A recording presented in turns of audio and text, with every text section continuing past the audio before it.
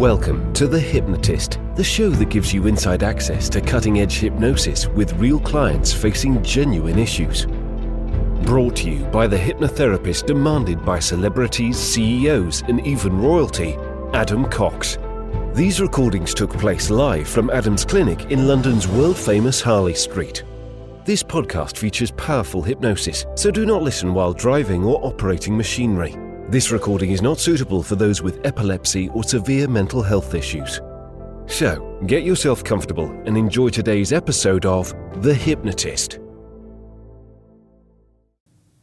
Hi, it's Adam here, and in this episode of The Hypnotist, you're going to be listening to a child trauma hypnosis session that was working with a client who was still affected by certain things that they encountered in their childhood.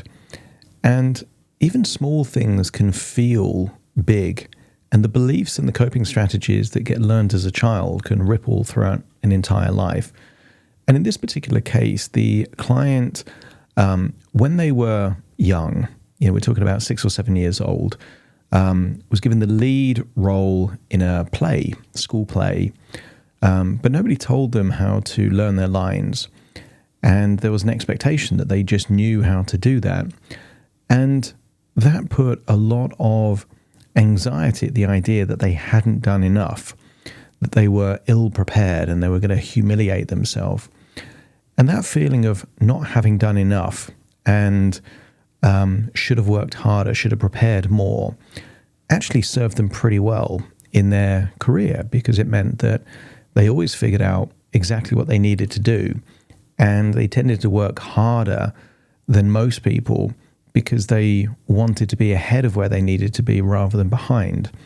And sometimes that's the unusual thing about very traumatic events, is that actually the coping strategy ends up being the treasure in the trauma, but it can lead to stress and guilt and shame and all of these things that even if you're successful, if you still feel like an imposter or still feel like you're never doing enough, it's like you're in this hamster wheel where you never actually feel like you're making any progress. So in this particular session, you'll hear the client being taken back to a childhood memory, but actually given the advice and the preparation that they actually needed back then to enable them, initially disassociated and then associated, to feel resourceful in exactly the same situations. They came to the wrong conclusion as a child, and that was that they didn't do enough. And actually what was happening is that nobody gave them the direction, encouragement, and support that they needed. That's a very different evaluation. And when you look at it from the future, going backwards, disassociated, certain things seem obvious when you look back, and they didn't feel like that in the time. So obviously this is a very specific childhood trauma, nothing related to physical violence or abuse. It was really related to this idea of not doing what they felt they should have done. And many people feel that way. They don't feel like they're enough. They feel like they're behind where they need to be. So if you have any of those kind of beliefs or thoughts, you might find this session useful. Of course, it was created for a very specific individual. So if you feel like the idea of a bespoke session created for you and your needs feels like it might be helpful, there will be a link in the show notes where you can explore working with me through a free 30-minute consultation call.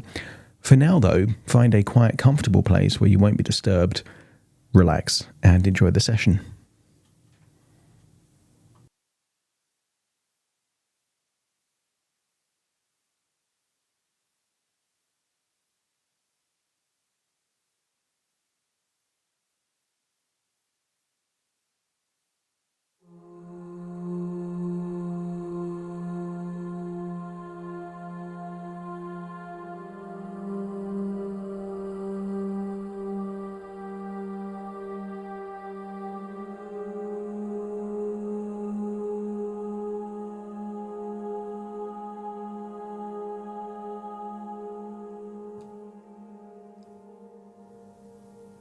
Take a deep breath in.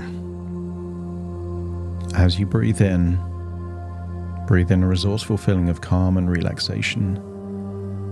And as you exhale, just fully relax those eyelids, and with your eyes closed, Notice you can focus more on the sound of my voice. As you breathe in and breathe out, I want you to become aware of your surroundings. The temperature in the room, perhaps noises far off in the distance, the speed of your breathing. As you become more aware of any tension in your body, and maybe there's a tightness in the jaw, perhaps muscles in the forehead, around your eyebrows. Notice as you breathe in and breathe out, that tension starts to melt away.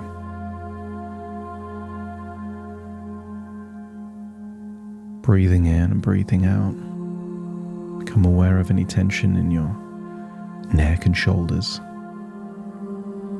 And just imagine an ice cube melting in the sun. And start to imagine that all the tension in your body is melting away, enabling you to feel that every outward breath is taking you deeper relaxed. And the more relaxed you go, the more your imagination awakens. And your imagination could be thought of as a portal, an interface between the conscious and the unconscious mind.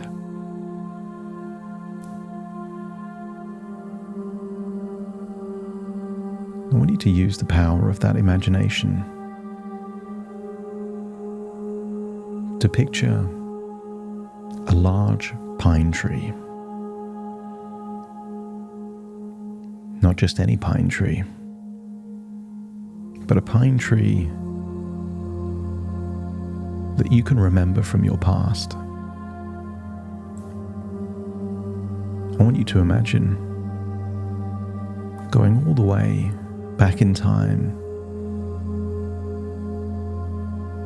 at your current age and your current body, back then, to smell the unique smell of that pine tree. Just imagine being in that place, and imagine feeling the thick bark, the texture on your fingertips there on that tree trunk. Maybe there's a pine cone or pine needles nearby. Imagine picking them up, touching them, smelling them, feeling them, getting a sense that you're back there around that pine tree. I want you to imagine walking until you see a familiar house. And I want you to imagine seeing a younger version of you leaving that house. I want you to imagine that, for now at least, you at the current age are invisible. You're able to navigate that space and that time, but no one else can see you. And I want you to imagine following a day of this younger version of you. But I want you to imagine following a specific day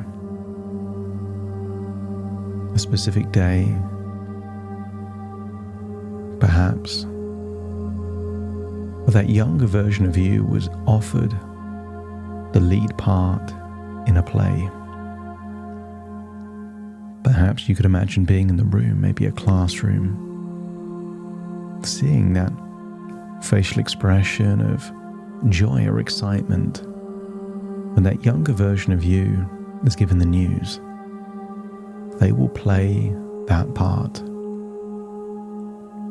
And maybe you can see that younger version of you being given some lines or a script, but not necessarily being told what to do with it. Maybe there are assumptions being made that this little girl just knows what to do with lines for a play. And you can just observe as this little girl goes back home, excitedly telling her parents that she's going to be in the school play. And maybe you can observe facial expressions, maybe of pride, maybe something else, all the way back then, of those parents happy to see their child using initiative, taking on a challenge. But I want you to also observe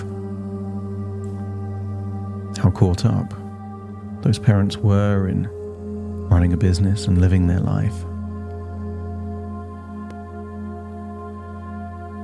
I want you to get a sense that every moment in your life was a double-edged sword. Every pain gave you a lesson. I want you to get a sense that here in this moment,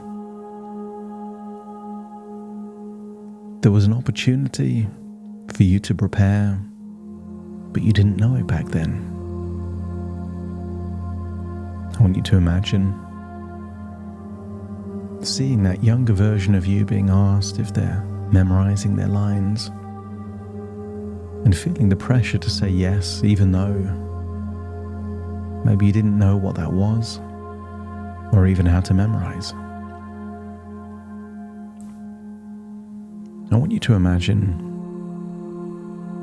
that little girl, maybe in a few days' time, goes back to that large pine tree. I want you to imagine that you're also there at your current age, your current experience, there by the pine tree, and just when that little girl, that younger version of you, is on their own, you're no longer invisible, and you can say hello. And maybe this younger version of you is cautious because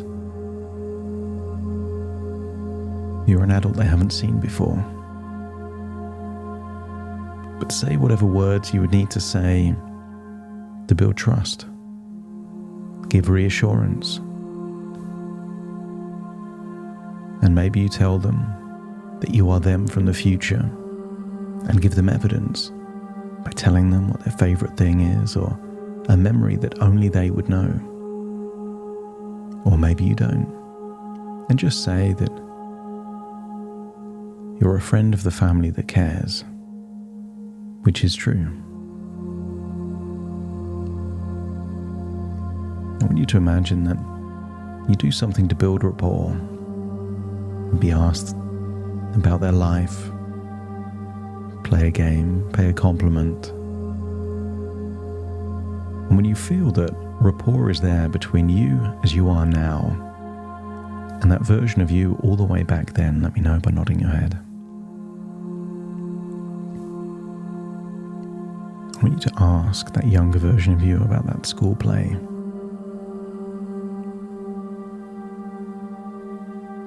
Maybe you can detect some nervousness, trepidation, or maybe there wasn't at that point in time. But I want you to ask the question how they're preparing for it. Reassure them that it's okay to ask any questions. And maybe they share something, maybe there's a moment of vulnerability where they confide in you that they don't really know how to prepare. And I want you to offer to help. And if that younger version of you accepts that help, let me know by nodding your head.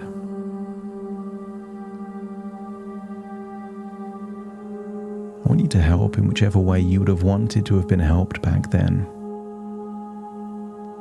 Maybe practice, maybe sharing some memory techniques, maybe encouragement. Whatever help this younger version of you needed, feel that you are there to give it. Perhaps you can imagine practicing for hours around that large pine tree until this younger version of you knows the lines so well that the next time a mother asks if she's been memorizing the lines, imagine as you observe this younger version of you with a big smile, proudly saying, "Of course, I know it very well." I want you to notice that as he gets closer to the play, the confidence grows.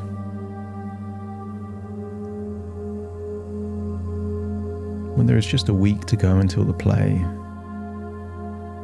and your mother asks if you want to practice some lines,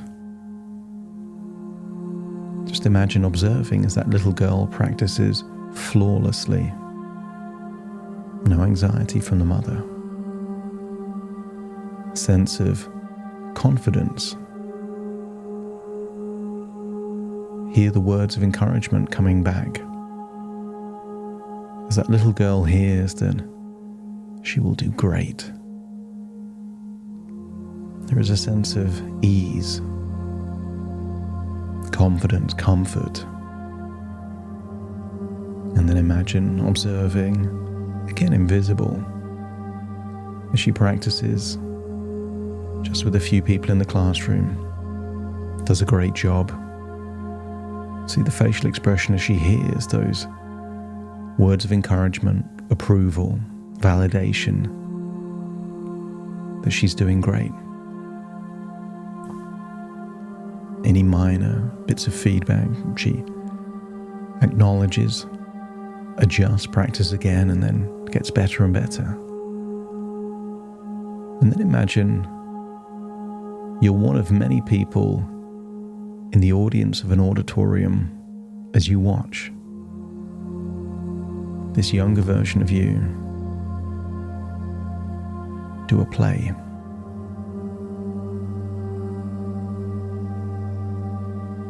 See her doing it well, confidently. And when it's finished, let me know by nodding your head. I want you to imagine rewinding it to just moments before the play starts. Maybe she's getting changed, putting on a costume.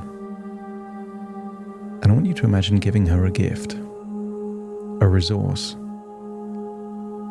Whatever you needed most back then, imagine receiving it. Maybe it's encouragement. Maybe self-belief. Maybe a sense of confidence. Maybe courage or bravery or something else. I want you to imagine that you're giving her something that she needs, but in return, she's giving you something that you need. See this as an exchange of presents. But the presents aren't boxes with wrapping paper and bows. These are glowing balls of energy, each representing a resource. As you start thinking about what you had all the way back then in abundance that you need right now, feel that you're taking it, absorbing it, placing it in your chest, and feeling that resource ripple to every cell in your body, and likewise see the same thing happening to her. And then imagine that you become her and she becomes you, just long enough for you to feel like you're in her body and the play is about to start. You don't have to remember the lines. You just have this deep conviction that you've prepared, you've done enough, you've done the work, and you're at the level you need to be. Imagine confidently going out on that stage, performing well, getting your words right. Imagine feeling a sense of accomplishment, confidence, a wonderful feeling of not so much relief, but pride that you've prepared well and you've got the benefits of exceeding even your own expectations. And if it feels like you've relived that memory the way you would have wanted it to have been, let me know by nodding your head. Imagine the play finishes, and after the play, imagine getting a hug from your parents at the age they were back then, hearing wonderful words of approval, telling you did great, that you made them proud. Feel the hug, hear the words, and feel that this is sending a ripple through space and time all the way up to the present version of you, where something that was out of equilibrium now becomes balanced. That you can still choose to work hard when you need to work hard. You can still check that you're doing what is necessary to get the outcomes required. But I want you to feel that something is adjusting within you. A voice of fear, of shame. A voice that has been telling you you're not doing enough, you're not being enough, is now replaced with a more friendly, encouraging, supportive voice, perhaps similar in tone to your voice, to that younger version of you. I want you to get a sense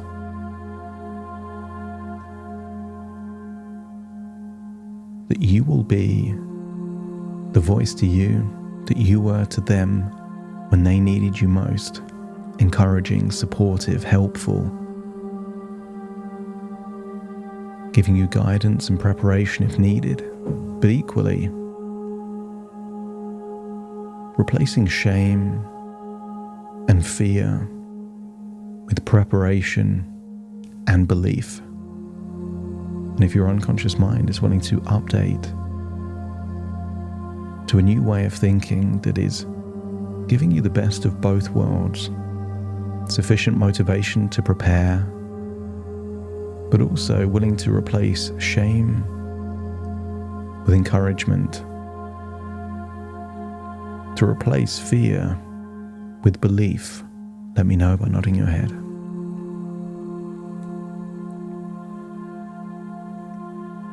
I want you to spend one last moment around that pine tree with that younger version of you.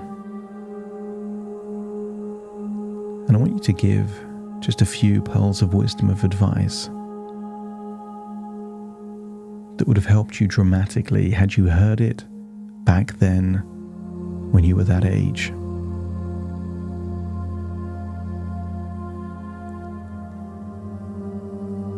What did you need to hear? What did you want to hear?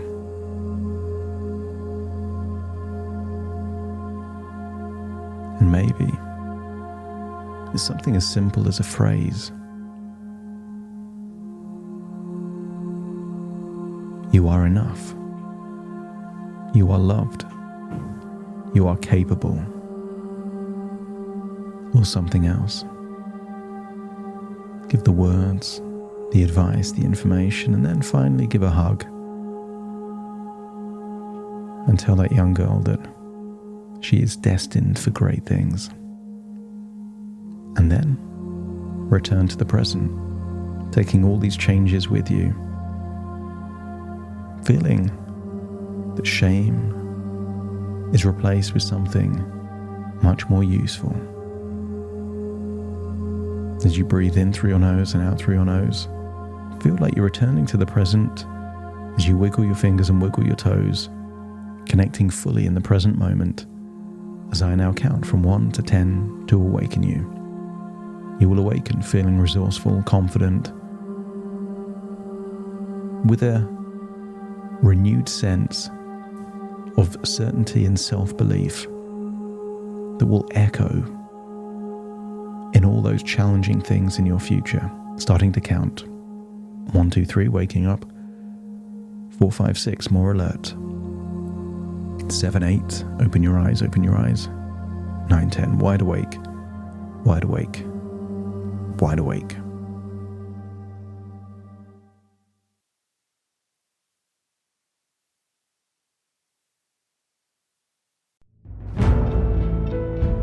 Thank you for listening to The Hypnotist with Adam Cox, the show that gives you inside access to cutting-edge hypnosis with real clients facing genuine issues. To automatically receive the latest episodes, please subscribe. If you'd like to support the show, please share this episode with just one friend you think it could help. And if this episode helped you, please leave us a 5-star review.